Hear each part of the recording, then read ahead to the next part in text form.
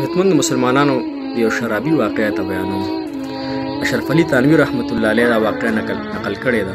فرمایي چې د عمر رضی الله تعالی عنه په زمانه کې یو شرابي ځان سره د شراب بوتل راغستی او په لاره باندې را روان دی او دغه حال کې په حضرت عمر رضی الله تعالی عنه رالی. عمر رضی الله تعالی بوتل وکتل ویلی دو دې نوجوان چې کله په عمر رضی الله تعالی عنه باندې نظر شو ډېر غبراو کې شو، ډېر خفه شو، ډېر په ټینشن کې شو چې امیر المؤمنین دی، اوس په څه کوي را سره.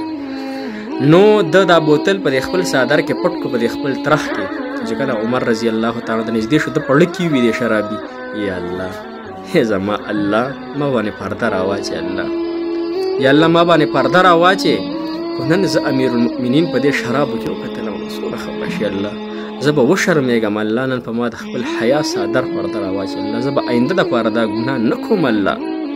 هغه الله دونه غیرتي ذات دی. نو چې کله عمر رضی الله تعالی عنه هغه نه تپوس وکړو چې دې بوتل کې څه دي، په ترخ کې څه پټ کړي؟ وی امیر المؤمنین دا خو سرکه ده، وی ته ماته وښایه. بوتل یې ترې راواغسته. بوتل چې څنګه راواغسته هغه چې ګوري په رښتیا هغه سرکه شوې وه، سرکه شوې وه. موږ چې انسانان چې کومه خوري سرکه چې ورته وایي. الله جل شانه دونه زیات محبت کوي، خپل بنده ورته په لږ ټایم کې توبه وباسي، الله جل شانه یې معاف کوي. راځئ نن توبه وباسو خپل الله ته، خپل الله سره حقیقي